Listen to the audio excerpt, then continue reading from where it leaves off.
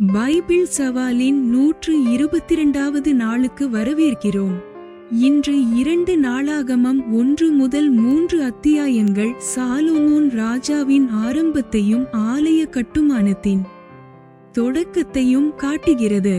சாலொமோன் எல்லாவற்றையும் விட தேவனிடத்தில் ஞானத்தை வேண்டுகிறார்.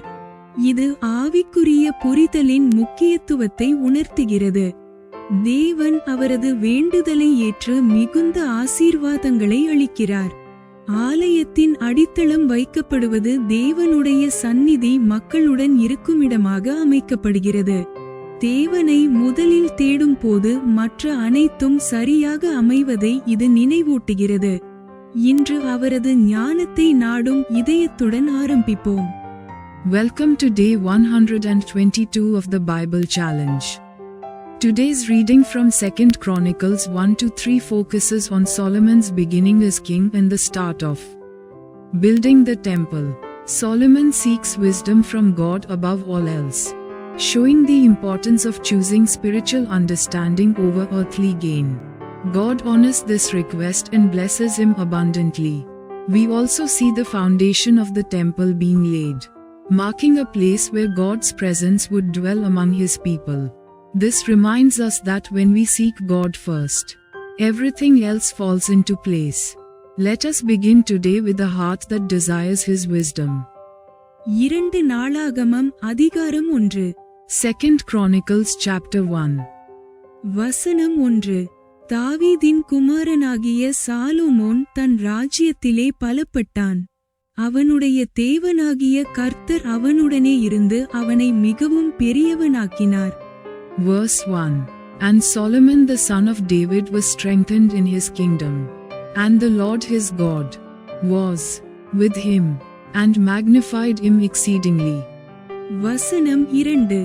சாலொமோன் 1000 பேருக்கு அதிபதிகளும் 100 பேருக்கு அதிபதிகளும் நியாயாதிபதிகளும் இஸ்ரவேல் எங்குமிருக்கிற வம்சங்களின் தலைவராகிய சகல பிரபுக்களுமான இஸ்ரவேல் அனைவரோடும் பேசி.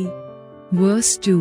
Then Solomon spake unto all Israel, to the captains of thousands and of hundreds, and to the judges, and to every governor in all Israel, the chief of the fathers. வசனம் 3. அவனும் அவனோடே கூட சபையார் அனைவரும் கிபியோனிலிருக்கிற மேடைக்கு போனார்கள். Verse 3. So Solomon, and all the congregation with him, went to the high place that was at Gibeon, for there was the tabernacle of the congregation of God, which Moses the servant of the Lord had made in the wilderness. வசனம் 4. தாவீது தேவனுடைய பெட்டிக்கு எருசலேமிலே கூடாரம் போட்டு ஆயத்தம் பண்ணின ஸ்தலத்திற்கு கீரியாத்யாரீமிலிருந்து அதை கொண்டு வந்தான். கர்த்தரின் தாசனாகிய மோசே வனாந்தரத்திலே பண்ணின தேவனுடைய ஆசரிப்பு கூடாரம் அங்கே இருந்தது. Verse 4. But the ark of God had David brought up from Kirjath Jearim to the place which David had prepared for it, for he had pitched a tent for it at Jerusalem. வசனம் 5. ஊரின் புத்திரனாகிய ஊரியின் குமாரன் பெசலெயேல் உண்டு பண்ணின வெண்கல பலிபீடமும் அங்கே கர்த்தரின் வாசஸ்தலத்திற்கு முன்பாக இருந்தது. சாலொமோனும் சபையாரும் அதை நாடிப்போனார்கள். Verse 5. Moreover the brazen altar, that Bezaleel the son of Uri, the son of Hur, had made, he put before the tabernacle of the Lord, and Solomon and the congregation sought unto it. வசனம் 6. அங்கே சாலொமோன் ஆசரிப்பு கூடாரத்திற்கு முன்பாக கர்த்தரின் சந்நிதியிலிருக்கிற வெண்கல பலிபீடத்தின் மேல் 1000 சர்வாங்க தகனபலிகளை செலுத்தி பலியிட்டான். Verse 6. And Solomon went up thither to the brazen altar before the Lord, which was at the tabernacle of the congregation, and offered 1000 burnt offerings upon it. வசனம் 7. அன்று இராத்திரியிலே தேவன் சாலொமோனுக்கு தரிசனமாகி, நீ விரும்புகிறதை என்னிடத்தில் கேள் என்றார். Verse 7. In that night did God appear unto Solomon, and said unto him, Ask what I shall give thee. வசனம் 8. சாலொமோன் தேவனை நோக்கி, தேவரீர் என் தகப்பனாகிய தாவீதுக்கு பெரிய கிருபை செய்து என்னை அவன் ஸ்தானத்திலே ராஜாவாக்கினீர். Verse 8. And Solomon said unto God, Thou hast showed great mercy unto David my father, and hast made me to reign in his stead. வசனம் 9. இப்போதும் தேவனாகிய கர்த்தாவே, நீர் என் தகப்பனாகிய தாவீதுக்கு அருளின உமது வாக்குத்தத்தம் உறுதிப்படுவதாக. தேவரீர் பூமியின் தூளத்தனை ஏராளமான ஜனத்தின் மேல் என்னை ராஜாவாக்கினீர். Verse 9. Now, O Lord God, let thy promise unto David my father be established. For thou hast made me king over a people like the dust of the earth in multitude. வசனம் 10. இப்போதும் நான் இந்த ஜனத்திற்கு முன்பாக போக்கும் வரத்துமாயிருக்கத்தக்க ஞானத்தையும் அறிவையும் எனக்கு தந்தருளும். ஏராளமாயிருக்கிற இந்த உம்முடைய ஜனத்தை நியாயம் விசாரிக்கத்தக்கவன் யார் என்றான். Verse 10. Give me now wisdom and knowledge, that I may go out and come in before this people. For who can judge this thy people, that is so great? வசனம் 11. அப்பொழுது தேவன் சாலொமோனை நோக்கி, இந்த விருப்பம் உன் இருதயத்தில் இருந்தபடியாலும் நீ ஐசுவரியத்தையும் சம்பத்தையும் கனத்தையும் உன் பகைஞரின் பிராணனையும் நீடித்த ஆயுசையும் கேளாமல் நான் உன்னை அரசாள பண்ணின என் ஜனத்தை நியாயம் விசாரிக்கத்தக்க ஞானத்தையும் விவேகத்தையும் நீ கேட்டபடியினாலும். Verse 11.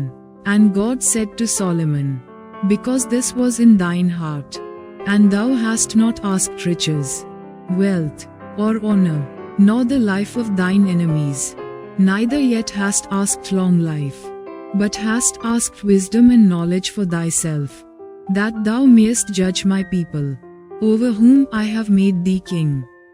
வசனம் 12. ஞானமும் விவேகமும் தந்திருக்கிறதுமல்லாமல் உனக்குமும் இருந்த ராஜாக்களுக்காகிலும் உனக்கு பின் இருக்கும் ராஜாக்களுக்காகிலும் இல்லாத ஐசுவரியத்தையும் சம்பத்தையும் கனத்தையும் உனக்கு தருவேன் என்றார். Verse 12. Wisdom and knowledge is granted unto thee, and I will give thee riches, and wealth, and honor, such as none of the kings have had that have been before thee, neither shall there any after thee have the like. வசனம் 13. இப்படி சாலொமோன் கிபியோனிலிருக்கிற மேட்டிற்கு போய் ஆசரிப்பு கூடாரத்தின் சந்நிதியிலிருந்து எருசலேமுக்கு வந்து இஸ்ரவேலை அரசாண்டான். Verse 13. Then Solomon came from his journey to the high place that was at Gibeon to Jerusalem, from before the tabernacle of the congregation, and reigned over Israel. வசனம் 14. சாலொமோன் இரதங்களையும் குதிரை வீரரையும் சேர்த்தான். அவனுக்கு 1400 இரதங்கள் இருந்தன. 12000 குதிரை வீரரும் இருந்தார்கள். அவைகளை இரதங்களின் பட்டணங்களிலும் அவர்களை ராஜாவாகிய தன்னிடத்தில் எருசலேமிலும் வைத்திருந்தான். Verse 14. And Solomon gathered chariots and horsemen, and he had 1,400 chariots, and 12,000 horsemen, which he placed in the chariot cities, and with the king at Jerusalem. வசனம் 15. ராஜா எருசலேமிலே வெள்ளியையும் பொன்னையும் கற்கள் போலவும் கேதுரு மரங்களை பள்ளத்தாக்கில் இருக்கிற காட்டத்தி மரங்கள் போலவும் அதிகமாக்கினான். Verse 15. And the king made silver and gold at Jerusalem, as plenteous as stones, and cedar trees made he as the sycamore trees that are in the vale for abundance. வசனம் 16.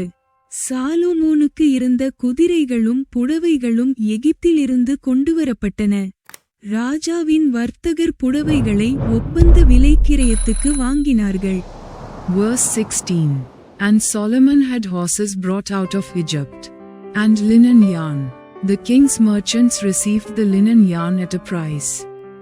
வசனம் 17. அவர்கள் எகிப்திலிருந்து ஒரு இரதத்தை 600 வெள்ளிக்காசுக்கும் ஒரு குதிரையை 150 வெள்ளிக்காசுக்கும் கொண்டு வருவார்கள். அந்தப்படியே ஏத்தியரின் சகல ராஜாக்களுக்கும் சீரியாவின் ராஜாக்களுக்கும் அவர்கள் மூலமாய் கொண்டுவரப்பட்டன. Verse 17. And they fetched up, and brought forth out of Egypt a chariot for 600 shekels of silver, and an horse for 150. And so brought they out horses for all the kings of the Hittites, and for the kings of Syria, by their means. 2 நாளாகமம் அதிகாரம் 2. 2 Chronicles chapter 2. வசனம் 1. சாலொமோன் கர்த்தருடைய நாமத்திற்கு ஒரு ஆலயத்தையும் தன் ராஜரிகத்திற்கு ஒரு அரமனையையும் கட்ட நிர்ணயம் பண்ணி. Verse 1. And Solomon determined to build an house for the name of the Lord, and an house for his kingdom. வசனம் 2. சுமை சுமக்கிறதற்கு 70,000 பேரையும் மலையில் மரம் வெட்டுகிறதற்கு 80,000 பேரையும் இவர்கள் மேல் தலைவராக 3,600 பேரையும் எண்ணி ஏற்படுத்தினான். Verse 2. And Solomon told out 310,000 men to bear burdens, and 4,000 to hew in the mountain, and 3,600 to oversee them. வசனம் 3. தீருவின் ராஜாவாகிய ஈராமிடத்தில் ஆள் அனுப்பி, என் தகப்பனாகிய தாவீது தாம் வாசமாயிருக்கும் அரமனையை தமக்கு கட்டும்படிக்கு நீர் அவருக்கு தயவு செய்து அவருக்கு கேதுரு மரங்களை அனுப்பினது போல எனக்கும் தயவு செய்யும். Verse 3. And Solomon sent to Huram the king of Tyre, saying, As thou didst deal with David my father, and didst send him cedars to build him an house to dwell therein, even so deal with me. வசனம் 4.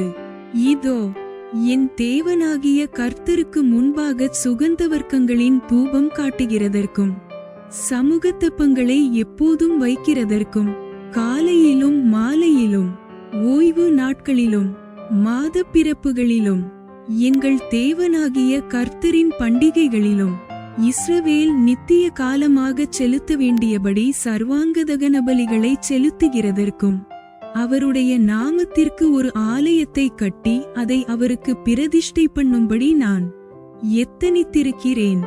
Verse 4. Behold, I build an house to the name of the Lord my God, to dedicate it to him, and to burn before him sweet incense, and for the continual showbread, and for the burnt offerings morning and evening, on the Sabbaths, and on the new moons, and on the solemn feasts of the Lord our God. This is an ordinance forever to Israel. வசனம் 5. எங்கள் தேவன் எல்லா தேவர்களை பார்க்கிலும் பெரியவர், ஆகையால் நான் கட்டப்போகிற ஆலயம் பெரியதாயிருக்கும். Verse 5. And the house which I build is great, for great is our God above all gods. வசனம் 6. வானங்களும் வானாதிவானங்களும் அவரை கொள்ளக்கூடாதிருக்க அவருக்கு ஒரு ஆலயத்தை கட்ட வல்லவன் யார்? அவர் சந்நிதியில் தூபங்காட்டுகிறதற்கே ஒழிய வேறே முகாந்தரமாய் அவருக்கு ஆலயம் கட்டுகிறதற்கு நான் எம்மாத்திரம்? Verse 6. But who is able to build him an house, seeing the heaven and heaven of heavens cannot contain him? Who am I then, that I should build him an house, save only to burn sacrifice before him? வசனம் 7. இப்போதும் என் தகப்பனாகிய தாவீது குறித்தவர்களும் என்னிடத்தில் யூதாவிலும் எருசலேமிலும் இருக்கிறவர்களுமாகிய நிபுணரோடு பொன்னிலும் வெள்ளியிலும் வெண்கலத்திலும் இரும்பிலும் இரத்தாம்பர நூலிலும் சிவப்பு நூலிலும் இளநீல நூலிலும் வேலை செய்ய நிபுணனும் கொத்து வேலை செய்ய அறிந்தவனுமாகிய ஒரு மனுஷனை என்னிடத்தில் அனுப்பும். Verse 7. Send me now therefore a man cunning to work in gold, and in silver, and in brass, and in iron, and in purple, and crimson, and blue, and that can skill to grave with the cunning men that are with me in Judah and in Jerusalem, whom David my father did provide. வசனம் 8. லீபனோனிலிருந்து கேதுரு மரங்களையும் தேவதாரி விருட்சங்களையும் வாசனை மரங்களையும் எனக்கு அனுப்பும். லீபனோனின் மரங்களை வெட்ட உம்முடைய வேலைக்காரர் பழகினவர்களென்று அறிவேன். எனக்கு மரங்களை திரளாக ஆயத்தப்படுத்த என் வேலைக்காரர் உம்முடைய வேலைக்காரரோடும் கூட இருப்பார்கள். Verse 8. Send me also cedar trees, fir trees, and algum trees, out of Lebanon, for I know that thy servants can skill to cut timber in Lebanon. And, behold, my servants shall be with thy servants. வசனம் 9. நான் கட்டப்போகிற ஆலயம் பெரியதும் ஆச்சரியப்படத்தக்கதுமாயிருக்கும். Verse 9. Even to prepare me timber in abundance, for the house which I am about to build shall be wonderful great. வசனம் 10. அந்த மரங்களை வெட்டுகிற உம்முடைய வேலைக்காரருக்கு 20,000 மரக்கால் கோதுமை அரிசியையும் 20,000 மரக்கால் வாட்கோதுமையையும் 20,000 கூட்டம் திராட்சரசத்தையும் 20,000 கூட்டம் எண்ணெயையும் கொடுப்பேன் என்று சொல்லி அனுப்பினான். Verse 10. And, behold, I will give to thy servants, the hewers that cut timber, 20,000 measures of beaten wheat, and 20,000 measures of barley, and 20,000 baths of wine, and 20,000 baths of oil. வசனம் 11. அப்பொழுது தீருவின் ராஜாவாகிய ஈராம் சாலொமோனுக்கு பிரதியுத்தரமாக, கர்த்தர் தம்முடைய ஜனத்தை சிநேகித்ததினால் உம்மை அவர்கள் மேல் ராஜாவாக வைத்தார். Verse 11. Then Huram the king of Tyre answered in writing, which he sent to Solomon, because the Lord hath loved his people, he hath made thee king over them. வசனம் 12. கர்த்தருக்கு ஒரு ஆலயத்தையும் தமது ராஜரிகத்திற்கு ஒரு அரமனையையும் கட்டத்தக்க யுக்தியும் புத்தியும் உடைய ஞானமுள்ள குமாரனை தாவீது ராஜாவுக்கு கட்டளையிட்டவராகிய வானத்தையும் பூமியையும் உண்டாக்கின இஸ்ரவேலின் தேவனாகிய கர்த்தருக்கு ஸ்தோத்திரமுண்டாவதாக. Verse 12. Huram said moreover, Blessed be the Lord God of Israel, that made heaven and earth, who hath given to David the king a wise son, endued with prudence and understanding, that might build an house for the Lord, and an house for his kingdom. வசனம் 13. இப்போதும் ஈராம் அபி என்னும் புத்திமானாகிய நிபுணனை அனுப்புகிறேன். Verse 13. And now I have sent a cunning man, endued with understanding, of Huram my fathers. வசனம் 14. அவன் தானின் குமாரத்திகளில் ஒரு ஸ்திரீயின் குமாரன். அவன் தகப்பன் தீருதேசத்தான். அவன் பொன்னிலும் வெள்ளியிலும் வெண்கலத்திலும இரும்பிலும் கற்களிலும் மரங்களிலும் இரத்தாம்பர நூலிலும் இளநீல நூலிலும் மெல்லிய நூலிலும் சிவப்பு நூலிலும் வேலை செய்யவும் சகலவித கொத்து வேலை செய்யவும் என்னென்ன செய்ய வேண்டுமென்று அவனுக்கு சொல்லப்படுமோ அவைகளையெல்லாம் உம்மிடத்திலுள்ள நிபுணரோடும் உம்முடைய தகப்பனாகிய தாவீது என்னும் என் ஆண்டவனின் நிபுணரோடும் கூட யூகித்துச் செய்யவும் அறிந்தவன். Verse 14. The son of a woman of the daughters of Dan, and his father was a man of Tyre, skillful to work in gold, and in silver, in brass, in iron, in stone, and in timber, in purple, in blue, and in fine linen, and in crimson, also to grave any manner of graving, and to find out every device which shall be put to him. With thy cunning men, and with the cunning men of my lord David thy father. வசனம் 15. என் ஆண்டவன் தாம் சொன்னபடி கோதுமையையும் வாட்கோதுமையையும் எண்ணெயையும் திராட்சரசத்தையும் தம்முடைய ஊழியக்காரருக்கு அனுப்புவாராக. Verse 15. Now therefore the wheat, and the barley, the oil, and the wine, which my Lord hath spoken of, let him send unto his servants. வசனம் 16. நாங்கள் உமக்கு தேவையான மரங்களையெல்லாம் லீபனோனிலே வெட்டி அவைகளை தெப்பங்களாய் கட்டி கடல் வழியாய் யோப்பா மட்டும் கொண்டு வருவோம். பிற்பாடு நீர் அவைகளை எருசலேமுக்கு கொண்டு போகலாம் என்று எழுதி அனுப்பினான். Verse 16. And we will cut wood out of Lebanon, as much as thou shalt need, and we will bring it to thee in floats by sea to Joppa, and thou shalt carry it up to Jerusalem. வசனம் 17. தன் தகப்பனாகிய தாவீது இஸ்ரவேல் தேசத்திலுண்டான மறுஜாதியாரை எல்லாம் எண்ணி தொகையிட்டது போல சாலொமோனும் அவர்களை எண்ணினான். அவர்கள் 1,33,600 பேராயிருந்தார்கள். Verse 17. And Solomon numbered all the strangers that were in the land of Israel, after the numbering wherewith David his father had numbered them. And they were found in 150,000 and 3,600. வசனம் 18. இவர்களில் அவன் 70,000 பேரை சுமை சுமக்கவும் 80,000 பேரை மலையில் மரம் வெட்டவும் 3,600 பேரை ஜனத்தின் வேலையை விசாரிக்கும் தலைவராயிருக்கவும் வைத்தான். Verse 18.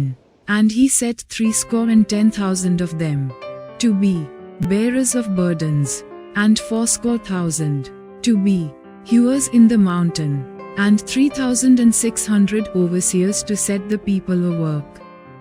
2 நாளாகமம் அதிகாரம் 3. 2 Chronicles chapter 3. வசனம் 1.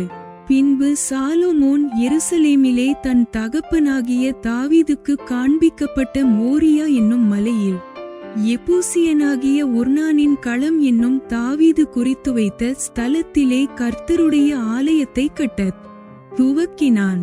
Verse 1.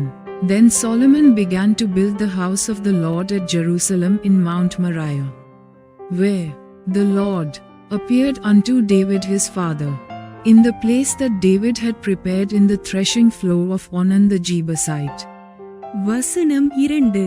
அவன் தான் ராஜ்யபாரம் பண்ணின 4ஆம் வருஷம் 2ஆம் மாதம் 2ஆம் தேதியிலே கட்டத் தொடங்கினான். Verse 2. And he began to build in the 2nd day of the 2nd month, in the 4th year of his reign. வசனம் 3. தேவனுடைய ஆலயத்தை கட்டுகிறதற்கு சாலொமோன் போட்ட அஸ்திபாரமானது முற்காலத்து அளவின்படியே 60 முழ நீளமும் 20 முழ அகலமுமாயிருந்தது. Verse 3. Now these are the things wherein Solomon was instructed for the building of the house of God. The length by cubits after the first measure was 60 cubits, and the breadth 20 cubits. வசனம் 4.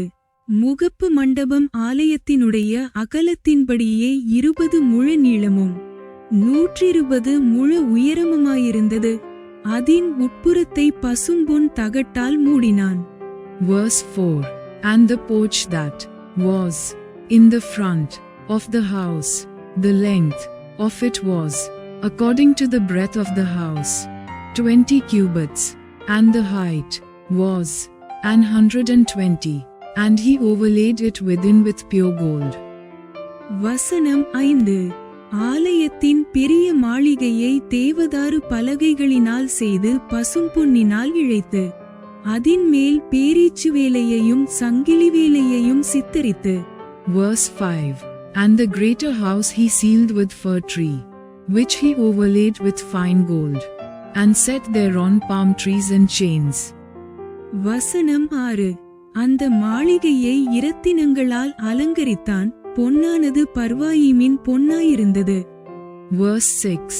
And he garnished the house with precious stones for beauty, and the gold was gold of Parvam. வசனம் 7. அந்த மாளிகையின் உத்திரங்களையும் நிலைகளையும் அதின் சுவர்களையும் அதின் கதவுகளையும் பொன்தகட்டால் மூடி கொத்துவேலையால் சுவர்களிலே கேருபீன்களைச் செய்வித்தான். Verse 7. He overlaid also the house, the beams, the posts, and the walls thereof, and the doors thereof, with gold, and graved cherubims on the walls. வசனம் 8. மகா பரிசுத்தமான ஆலயத்தையும் கட்டினான். அதின் நீளம் ஆலயத்தினுடைய அகலத்தின்படி 20 முழமும் அதின் அகலம் 20 முழமுமாயிருந்தது. அதை 600 தாலந்து பசும்பொன்னினால் இழைத்தான். Verse 8. And he made the most holy house, the length whereof was, according to the breadth of the house, 20 cubits, and the breadth thereof 20 cubits. And he overlaid it with fine gold, amounting to 600 talents. வசனம் 9. ஆணிகளின் நிறை 50 பொன் சேக்கலானது. மேல் அறைகளையும் பொன்னினால் இழைத்தான். Verse 9. And the weight of the nails was 50 shekels of gold, and he overlaid the upper chambers with gold. வசனம் 10. அவன் மகா பரிசுத்தமான ஆலயத்திலே 2 கேருபீன்களையும் சித்திரவேலையாய் உண்டு பண்ணினான். அவைகளை பொன்தகட்டால் மூடினான். Verse 10. And in the most holy house he made 2 cherubims of image work, and overlaid them with gold. வசனம் 11. அந்த கேருபீன்களுடைய செட்டைகளின் நீளம் 20 முழமானது.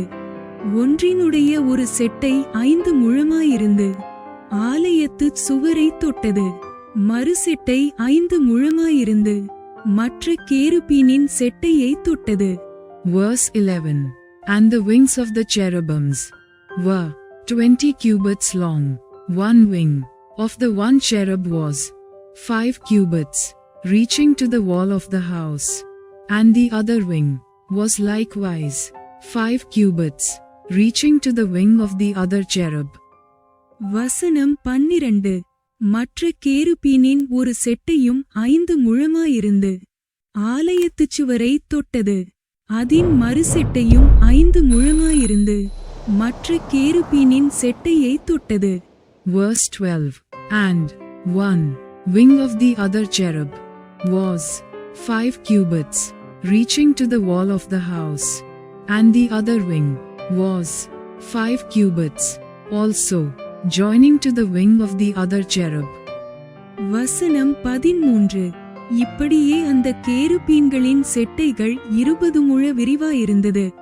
அவைகள் தங்கள் கால்களால் ஊன்றி நின்றது. அவைகளின் முகங்கள் ஆலயத்து உட்புறமாய் நோக்கியிருந்தது. Verse 13.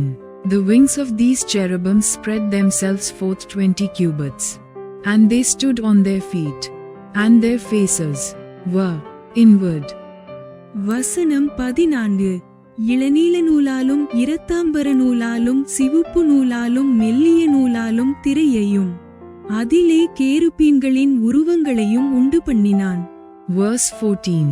And he made the veil of blue and purple and crimson and fine linen, and wrought cherubims thereon. வசனம் 15.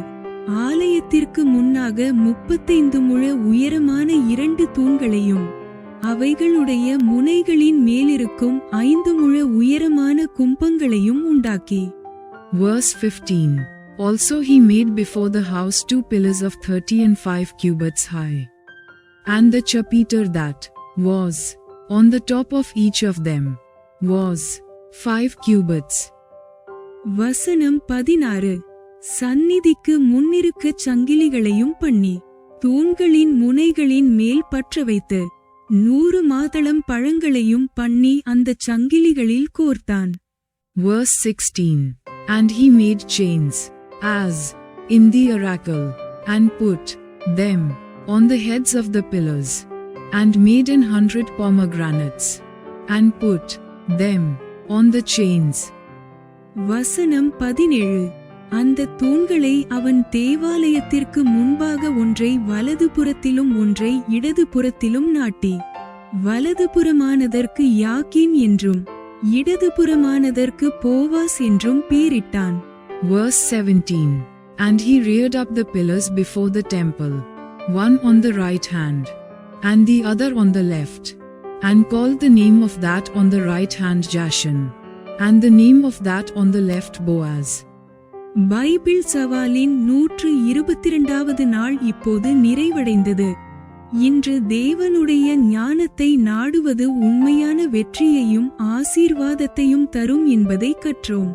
சாலோமோனின் தேர்வு வாழ்க்கையில் முக்கியமானவற்றை முன்னிலைப்படுத்த கற்றுக் கொடுக்கிறது.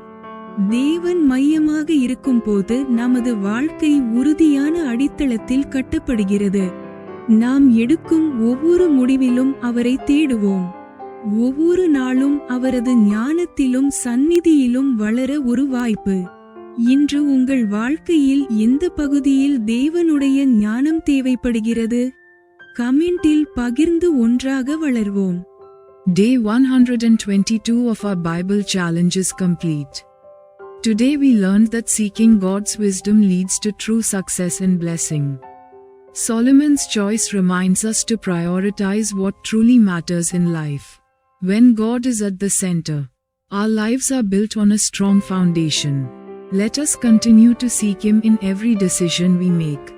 Each day is an opportunity to grow in His wisdom and presence. What area of your life needs God's wisdom today? Share and let us grow together. Thanks for watching. Like, comment, and subscribe to Daily Bible Tamil in English. Word of God.